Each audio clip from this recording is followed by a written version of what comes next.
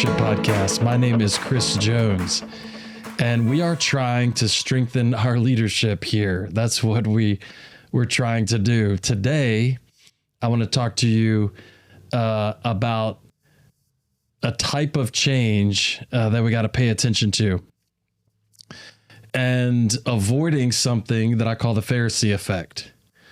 Now, if you're not familiar, in Scripture, the Pharisees were a group of religious men that held high position, and they get the reputation of, how do I want to say it? Do as I say and not as I do.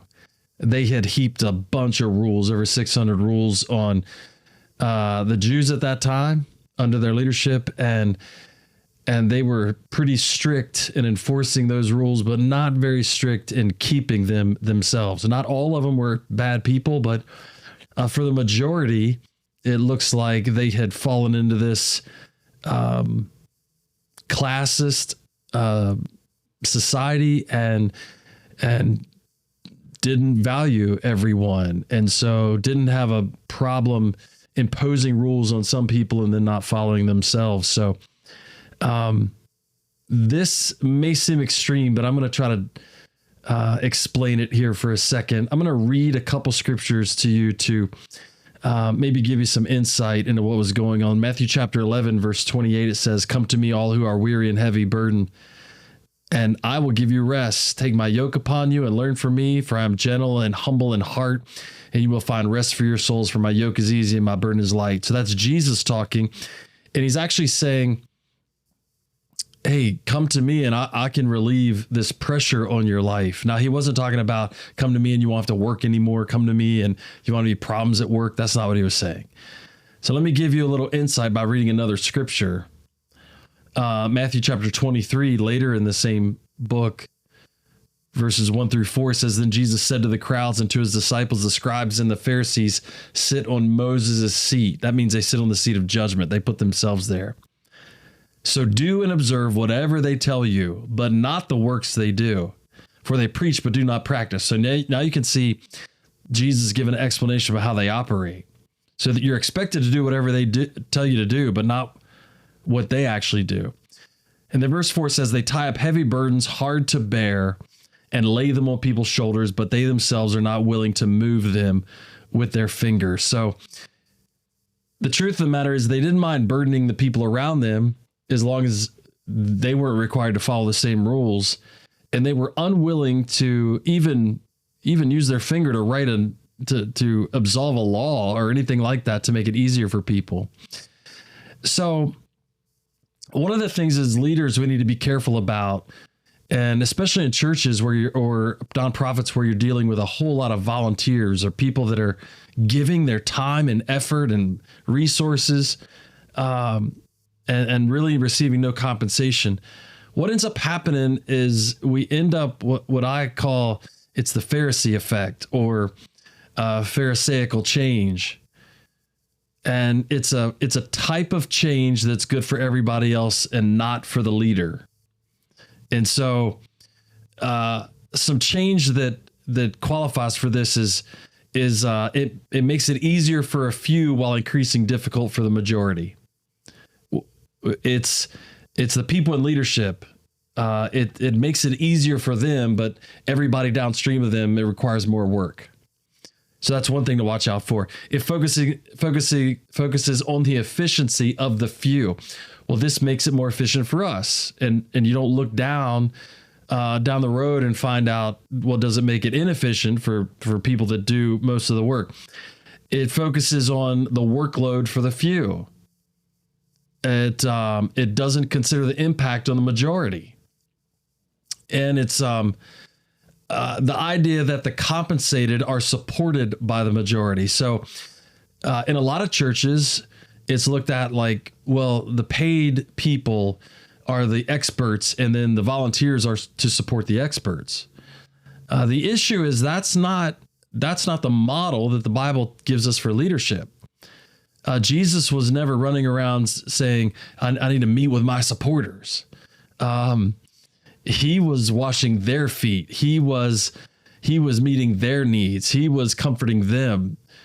He was doing miracles for people that nobody else would touch. He was interacting with people nobody else would associate with. And so Jesus broke these molds that the Pharisees had.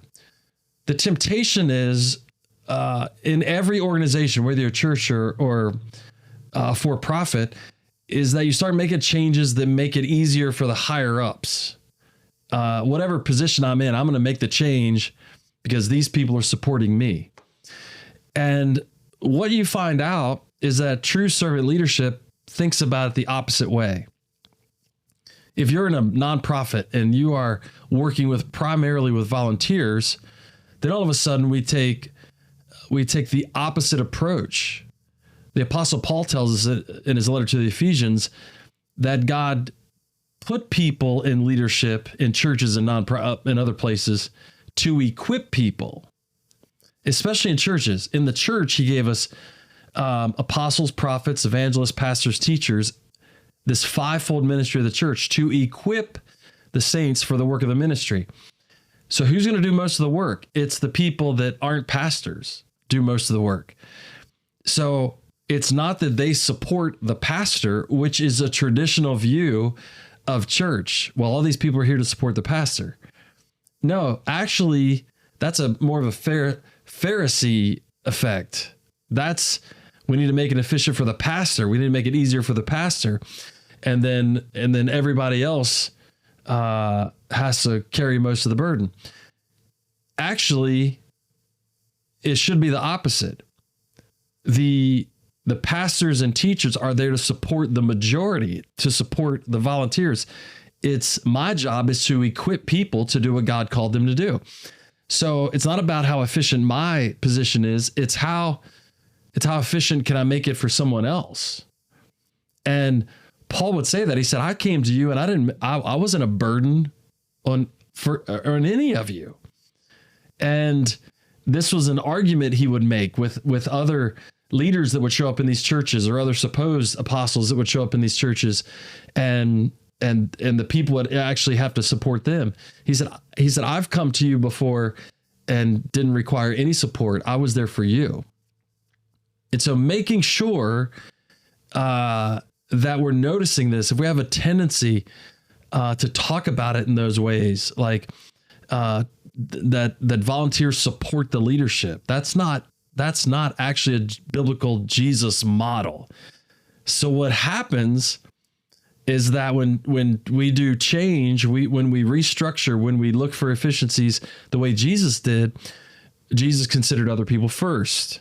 We're taught in Scripture to consider others more important than yourself. He served first. He equipped others first. He resourced other people first. And he considered the long-term effects on other people.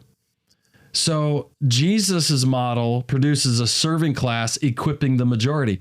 So in Jesus' model, it's not this small group of leaders being supported by volunteers. It's a small group of leaders supporting the volunteers. It's the actual inverse of it. And what was happening with the Pharisees, that was a small group of leadership expecting everybody else to support them. You do the hard work. I'll make it difficult for you. I'm going to do the efficient thing. I'm going to do the easy thing. And then you're supposed to support me. Jesus comes along and says the first will be last and the last will be first. And he says, he flips it upside down. And if you want to have effective leadership in nonprofits, even in business, flip the script. If you're leading, be the person that is found supporting everybody else under you. Have you resourced everybody? Have you encouraged everybody? Have you served them? And that keeps you from being a Pharisee. That keeps you from leading that way, where it looks like everybody's there just to support you. So I want to encourage you this week. If you're leading a group of people, contemplate this. What changes are you getting ready to make that possibly could be just beneficial to you? And when you think about change, is it equipping the people that are serving? Is it resourcing the people that are serving? Is it helping the people that are doing most of the work? And so I want to encourage you, don't lead like the Pharisees, lead like Jesus. Put other people first and think about it. Thanks for joining. This has been the Strength and Leadership podcast, and I'll see you next time.